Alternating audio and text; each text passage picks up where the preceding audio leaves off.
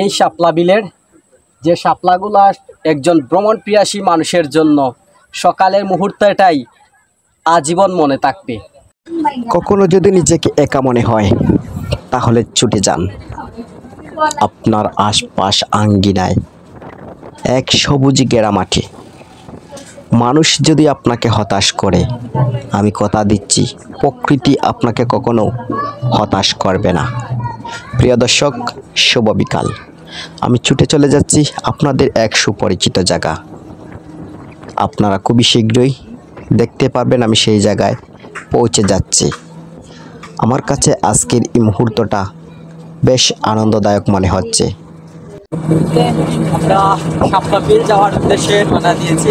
আমরা কমপ্লিট গেছি, কিছুক্ষণের মধ্যে আমরা জায়গায় পৌঁছে যাব।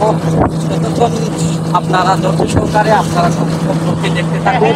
দেখা হচ্ছে আমার পরবর্তী নতুন ব্লগে। পৌঁছে গেলাম আমরা এই মুহূর্তে মেইন প্রবেশদ্বারে। আমরা প্রবেশ করেছি ডিবির হাওর যাওয়ার উদ্দেশ্যে। এখন আমরা মেইন রোড থেকে নামছি নিচে, আমরা এদিকে চলে যাব সোজা। আর এই রাস্তাটা হচ্ছে গ্রামের ভিতর দিয়ে, অনেক পর্যটকরা যাচ্ছেন এখানে এই ডিবির হাওর দেখার জন্য, যাকে আমরা শাপলা বিল নামে চিনি। তো আমরা গ্রামের ভিতর রাস্তা দিয়ে হেঁটে যাচ্ছি, প্রায় 10 মিনিটের মতো লেগে যাবে হেঁটে যেতে। আর যারা রিজার্ভ গাড়ি আসেন তাহলে তো আপনারা হাঁটা তো লাগবে না, এক কথাই চলে যাবেন খুব তাড়াতাড়ি।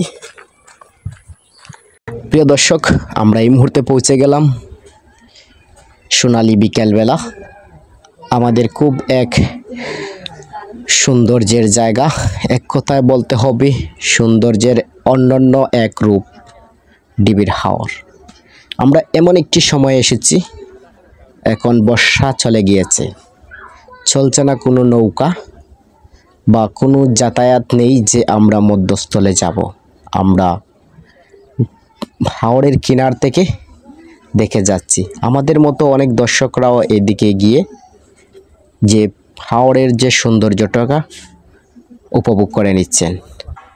আমরাও সবার সাথে মিশে সৌন্দর্যটা উপভোগ করে নেব।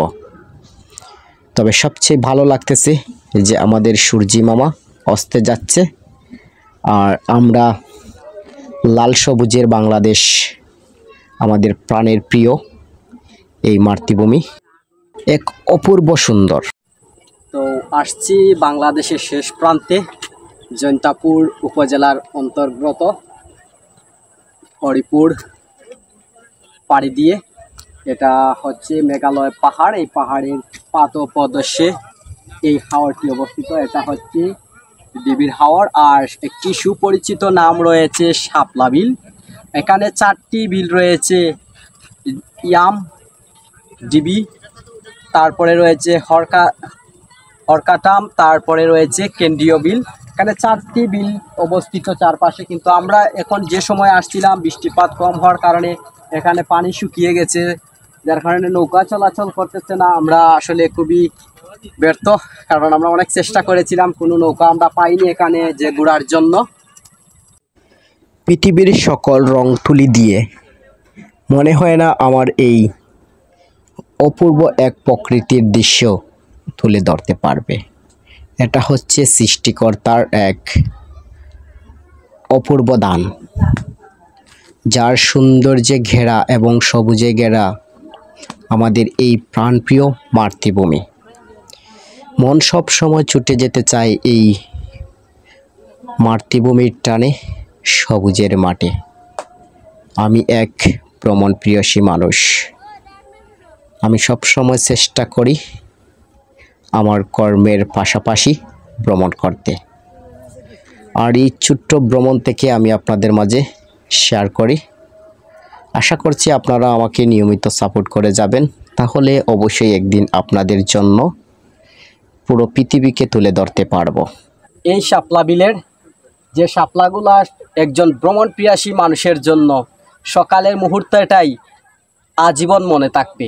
কারণ এখন বিকালবেলা এই ফুলগুলা এখন তেমন ফুটে নাই, কিন্তু এগুলা সকালবেলা খুবই সুন্দর ফুটে, এগুলা একটি মনোরম একটি দৃশ্য মন কেড়ে নেয়। আর এখানে একটি কথিত আছে যে এই জৈন্তার রাজ্যের কোনো এক রাজাকে এখানে পানিতে ডুবে হত্যা করা হয়েছিল। সেই রাজার কে স্মৃতি করে এখানে একটি প্রায় 200 বছরের পুরাতন একটি মন্দির স্থাপিত রয়েছে। সেই মন্দিরটা রয়েছে এই মধ্যস্থলে। আসলে এখানে নৌকায় যাওয়ার কোনো ব্যবস্থা নেই, তাই আমরা এখানে যেতে পারিনি। আর এখানে আরেকটি কথিত রয়েছে রাজা রাম সিংহকে এখানে এই ডিবির হাওর এবং হরফকাটা নদীর মধ্যস্থলে সমাধি করা হয়েছে। সিলেট থেকে ডিবি হাওরের দূরত্ব হচ্ছে 42 কিলোমিটার। এটা যাতায়াত কিভাবে ব্যবস্থা রয়েছে আমি আপনাদেরকে বলে দিচ্ছি। যদি আপনারা সিলেট থেকে বা ঢাকা শহর থেকে আসেন, ঢাকা থেকে আপনারা সিলেট স্ট্যান্ডে আসার পরে আপনারা সরাসরি চলে আসবেন সুবানীঘাট। সেখান থেকে বাস স্ট্যান্ড রয়েছে, আর এই বাস স্ট্যান্ড থেকে আপনারা চলে আসতে পারেন 42 কিলোমিটার দূরে রয়েছে জৈন্তাপুর উপজেলায় এটা অবস্থিত। আর তার জন্য আপনারা লোকাল বাসেও আসতে পারেন অথবা আপনারা গাড়ি রিজার্ভ করেও আসতে পারেন, দুই দিকেই ব্যবস্থা রয়েছে। আর ডিবির হাওর আসার জন্য এখানে দেখবেন আপনারা একটি সাইনবোর্ড রয়েছে মেইন রাস্তার পাশে, সেখান থেকে বেশ ভিতরেই একটু জায়গা। আর যদি আপনাদের কাছে আজকের ব্লগটা ভালো লাগে তাহলে অবশ্যই আপনারা আমার ফেসবুক পেজটি ফলো দিয়ে রাখবেন, ইউটিউব চ্যানেলটি সাবস্ক্রাইব করে রাখবেন। আর দেখা হবে আপনাদের সাথে আরও নতুন কোনো ট্রাভেল ব্লগে।